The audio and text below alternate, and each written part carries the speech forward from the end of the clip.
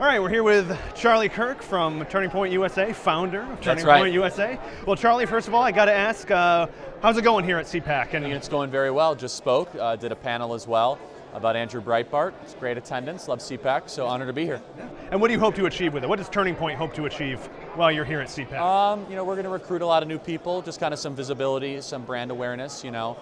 Speaking on stage was really great to get our message out, so just thankful to be here. All right, well, I want to pick your brain about what's going on campuses exactly. First of all, there's kind of a debate going on in conservative circles right now whether higher education can even be redeemed at all, whether we should try to fix the institutions or we should just go build our own, for example, like Hillsdale. Where do you go and land on that? Well, I'm very anti-college, as you probably know. I didn't go to college. I think it's largely a waste of time. Hillsdale is amazing. If every college was like Hillsdale, I would be a super enthusiast. I think most institutions, most colleges are way past the point of redemption. They should be deconstructed completely. Most colleges are not colleges. They are hedge funds with a university attached.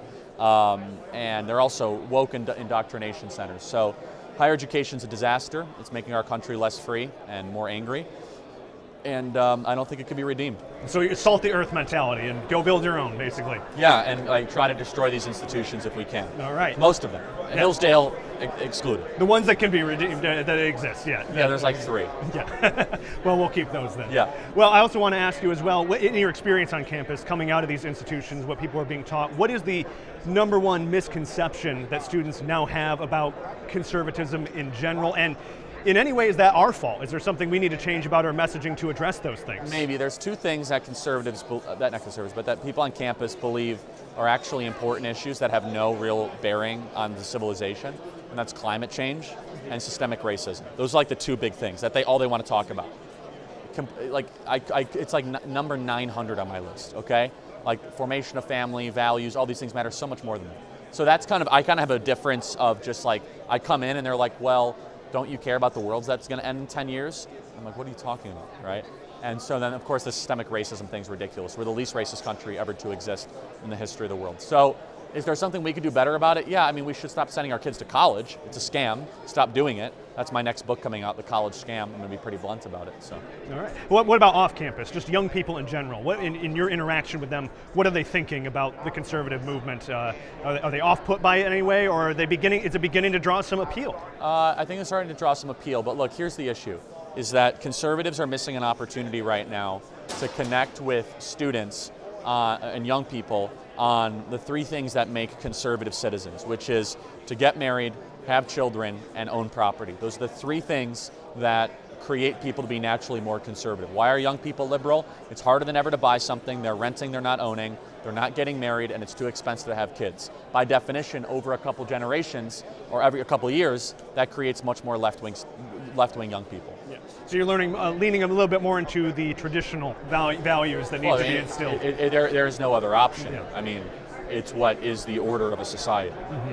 And would you say that with implementing those values, is the conservative movement changing in any way in the younger generations than it was, say, back in the 80s under Reagan? How would you say that it's different now? I can even say like 10 years ago. I mean, the conservative movement is far more socially conservative now than it was 10 years ago, which is great.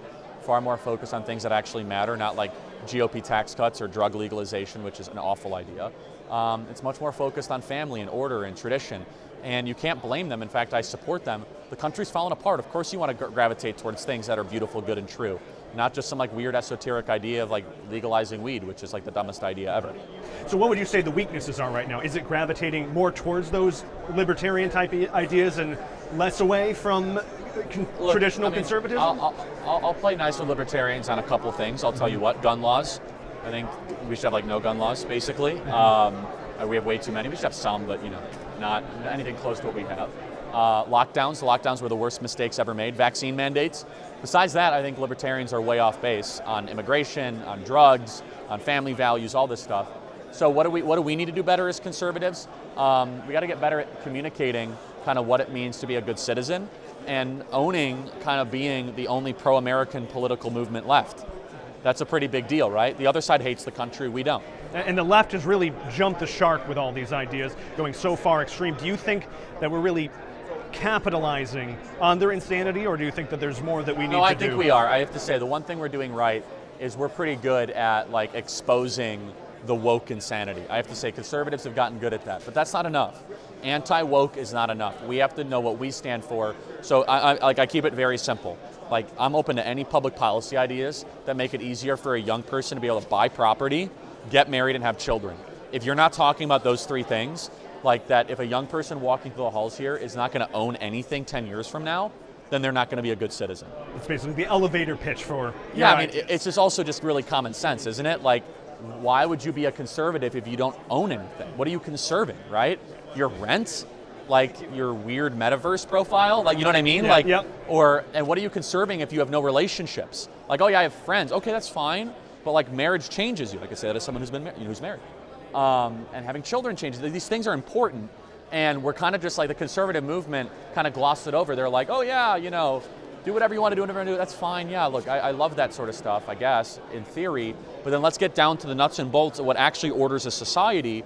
And I think one of the reasons why we have the most depressed, suicidal, alcohol-addicted generation in history is because we have been unwilling to really engage on the things that give people meaning. Like faith as well. Well, that's the most important thing, of course, right? I mean, a belief in an eternal power, and obviously I believe in the Christian, you know, story, not just story, but I'm Christian. So. Christian faith, yeah. Yeah, Christian faith, thank you. Long week today. But yeah, Christianity is true. It's objectively true. Everything about Christianity is right.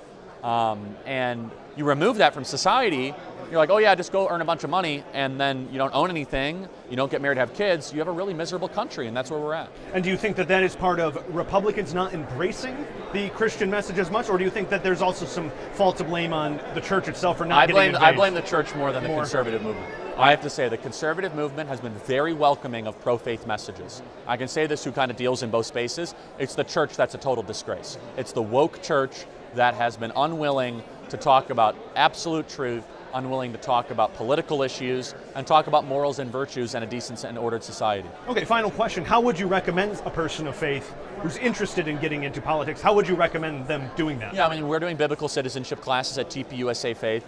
Go to Jeremiah 29:7. It says, the Lord is saying, demand the welfare of the nation that you are in, because your welfare is tied to your nation's welfare. That's a commandment. You are commanded to care about the nation that you are in. Daniel fasted and prayed for the nation he was in. Esther, Mordecai, Jeremiah, Nehemiah, just to name a few, cared about the welfare of the nation that they were in as a secular government and God's chosen people going after that. So government matters, and the church has been largely silent on it. Obviously there's some phenomenal people that haven't been, but the nation is largely crumbling because of the silence from American Christianity.